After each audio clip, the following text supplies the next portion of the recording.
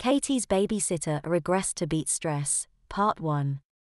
Katie had indeed returned to her work as a special agent for the FBI. Then while Katie was in the hospital with tonsillitis, Amber and Gretchen went on a routine assignment. Gretchen was shot and killed by a two-bit criminal. Amber put 3 in his head before he hit the ground. Katie simply blamed herself and once again did what she always did when the stress got too much. She regressed to toddler Katie. She was once again put on leave of absence by the Bureau and returned to her Hawaii home. Lena was very involved with her new career. She helped ex-strippers get back on their feet and new careers. She took over Katie's finances and simply hired a new nanny for her. Millie, the new nanny, was no nonsense. She treated Katie just as she acted like a naughty 3-year-old. If she felt any affection for Katie, she never showed it. Just the same, she did a marvelous job of taking care of the baby girl in her charge. The truth was that Millie had learned early in her career not to get too attached to her charges. About a year had passed. In reality, Katie was now a 27-year-old woman. She still looked at best a girl in her late teens. Millie never took her out of the house that her diapers were not covered. Not that Katie would have cared. Millie was about 5'8" and a little over 200 pounds. She was a plain-looking woman of about 40. Actually, neither Katie nor Lena knew a thing about her. Lena came over from California when she could and spent time with Katie. Katie loved seeing her but still never left toddler mode even for a moment. She simply refused to talk about anything to do with being an agent or the past. On this particular visit, Lena was honestly beginning to worry. She was beginning to think Katie had crossed over and was lost forever. Millie told her she never touched her computer. She simply spent every day playing with her toys, both inside and outside. She had never once asked to do anything remotely adult. Before Lena headed home, she decided to suggest Millie try an old trick. "Millie, I want you to read out loud to her from a newspaper every day. That, and I want you to see that she watches or at least can't help but hear the nightly news." Millie nodded her head. Then Lena once again headed home. Millie saw no sense in what Lena wanted but did as she was told. Millie always followed orders. Millie would read from the newspaper out loud while Katie ate her breakfast. Then have the TV on with the news while she was fed her dinner. From what Millie could tell, Katie paid no attention whatsoever. At first she would beg for cartoons when Millie put on the news. This routine continued for 3 months with no change from Katie. Then one night this report came on the air. The 2 missing female FBI agents have been found dead. Misha Roberts and Amber Robinson had both been missing in action. Miss Roberts for 2 months and Miss Robinson for about 3 weeks. When asked to comment, Chief Masters of the FBI deferred. "We will have more on this breaking story tonight at 11. Get me out of this high chair, Millie." Millie looked up to see Katie was crying quietly, tears just streaming down her face.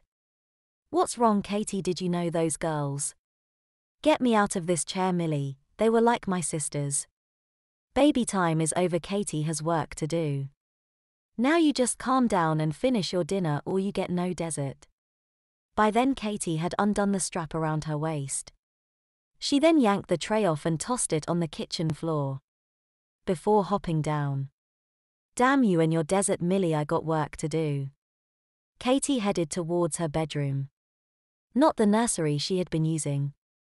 Millie followed behind her, quickly grabbing her shoulder and spinning her around. "Young lady, you will not sit for a week for this stunt." She then reached for Katie's ear. Katie simply grabbed her wrist and twisted it, bringing Millie painfully to her knees. "Millie, you really do not want to fuck with me right now. I am not in the mood. Now do your job and go clean that mess up. I need to pack." Not sure what else she could do, Mill did as she was told. When she finished cleaning up the mess, she picked up the phone and called Lena. "Hello, Ms. Lena, this is Millie." "Hi, Millie, did Katie see the news report about the 2 agents?" "Yes, ma'am, that is why I am calling." Millie then filled Lena in on what had happened. Listen to me, Millie. I do not want you to hinder Katie, simply help her. I feel for those two agents, but God help who did this when Katie finds them. But no, Katie used to be a big-time FBI agent, but now she is just a baby girl. She will be in great danger. She will not use sound judgment. Millie, honestly, I did not know you cared. You have always done an excellent job for Katie, but you have never shown her any affection. It's just my way, but trust me, I care for the girl. Honestly, I love her with all my heart. Who could help it? Then tell her, Millie, and go with her. I am sure she could use your help. Millie said she would and then said goodbye. Lena told her to keep her posted. Millie made her way to the bedroom. Katie was just coming out of the shower. Her bags were on the bed already packed. Millie, if you're going to try and stop me, please don't. I have no wish to hurt you. First off, I just got told that I have never told you how I feel about you. Maybe I was scared to get too close to you. But Katie, I love you with all my heart. I am not going to stop you, nor will I interfere in your investigation. But I am coming with you to take care of you. Katie smiled and walked to Millie and gave her a big hug. When the two finished hugging, Millie gave Katie a cross look. One thing before I get you in a fresh diaper and go pack. I cannot tolerate the language you were using. Katie found herself crying, standing on a towel in the corner.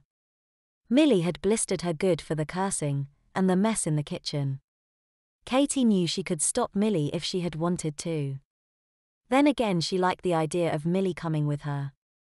Katie had not taken care of herself for a long time. Millie finished packing, then checked to see if Katie had packed everything. The thing she noticed was that Katie had packed no toys. Millie got a few of her favorites and packed them in her bags and put a coloring book and crayons and Katie's stuffed rabbit in the diaper bag. She then removed Katie from the corner and took her to the changing table in the nursery. Millie, I am sorry the way I acted before and will not defy you again. Except in the case of your trying to stop me from doing this investigation. Agreed, honey, but do you think the FBI will let you help? That's up to the chief, Millie, but if they will not, I will simply do my own investigation. Should I call the airport and check the flights? Nope, if there is not a flight available, I will charter a plane to LA. Call Joe and tell him to watch the house and let's go, Millie. 12 hours later, Katie Matthews knocked on the door of Chief Masters' office. She had left Millie back at the hotel. Come in, and it better be important. Hi, Chief. Agent Matthews reporting for duty. The crusty old chief did not even crack a smile. You get tired of loafing around on the beach, agent? As he finished his statement, he laid Katie's gun and shield on the middle of his desk. Katie reached for it and Chief Masters grabbed her hand. This one's all about teamwork, Katie, or you will end up dead. Agreed. Katie looked Chief Masters dead in the eyes. Yes, sir, agreed, but I promise you I am not the one that is going to end up dead. The chief smiled. Then come here and give me a hug, baby girl. Katie did exactly that. The chief pulled her in his lap and buzzed his secretary. No one is to bother me until I say understand. Yes, sir. Okay, chief, fill me in. I want to know every detail. Honey, that's just it, we don't know much. Misha was on a routine stakeout. We were after a rapist and were actually just helping the local police. This clown likes young girls. He killed all 4 agents that were guarding her with his bare hands, and then snatched Misha.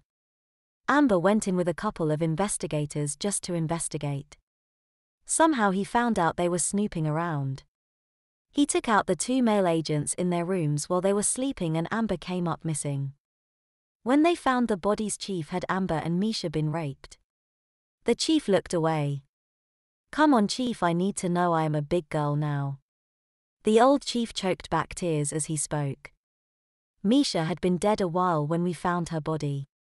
Maybe a couple of weeks. I still do not have the complete autopsy report. Amber had been repeatedly raped and sodomized. I am pretty sure Misha was too. Now Katie could feel her own tears streaming down her face. He disappeared without a trace, Katie. If it is indeed a he and not a them. Well, there has to be more, Chief. We will find it. Have you assigned a detail yet, and who will be the agent in charge? I am working on the detail, sweetie, and the agent in charge is the best agent I have ever had. When she follows the rules. By the book, Chief, by the book, right up until I blow this creep away. Not if I get there first, little one. Katie smiled. Well, great minds think alike, Chief. Honey, the funeral for both girls is tomorrow afternoon. You are an honorary pallbearer. If that's okay. Of course, Chief, but what made you so sure I would be here? That's simple, you're Katie Matthews, remember, always trust Katie. Katie smiled and hugged the Chief's neck. Now I got to call the ball and chain and tell her we have a guest for dinner. She will be so thrilled to see you, sweetie. Can I bring my new Nana, Chief? She is back at the hotel. Of course, dear. The Chief then slid his hand under Katie's dress and checked her diaper. You got a spare, honey, or soaked? In my purse, Chief, there's some wipes and powder too. The Chief stood Katie up and removed her skirt, then picked her up and carried her to the sofa. He then got the supplies he needed and changed her diaper. Thanks, Chief, I always know I can count on you. Now what time do you want me for dinner? 7 o'clock, sweetie. Katie finished putting her skirt back on. We'll be there, Chief. She then gave him a kiss and headed out the door. Katie noticed a good-looking young man standing outside waiting to see the Chief. She smiled at him and then said goodbye to the Chief's secretary. You mean I have been fucking waiting to see the Chief for an hour? While he had a visit from a little girl. Deanna, the Chief's secretary, laughed. Little girl, Myers, that's Katie Matthews. No shit, damn, I though she would be bigger. She's big enough, Ron, mostly heart. Now what the heck do you want? I am a busy man. Ron Williams turned to see the Chief standing in the doorway. Chief, I wanted to talk to you about this detail to find Misha and Amber's killer. I would like to volunteer to be the agent in charge. That job's already taken, Ron, but you can be on the detail if you want. If that means I have to work for that little girl that just left your office, no thanks, Chief. You know, Ron, you're a good agent that lacks one thing: humility. So I am going to do you a favor and teach you some. You will be on this detail and you will take your orders from that little girl. But Chief, this conversation is over. Agent Deanna, would you get my wife on the phone, please? The Chief then turned and walked back in his office, shutting the door behind him. Ron mumbled to himself as he wandered back to his office. Now I am a babysitter.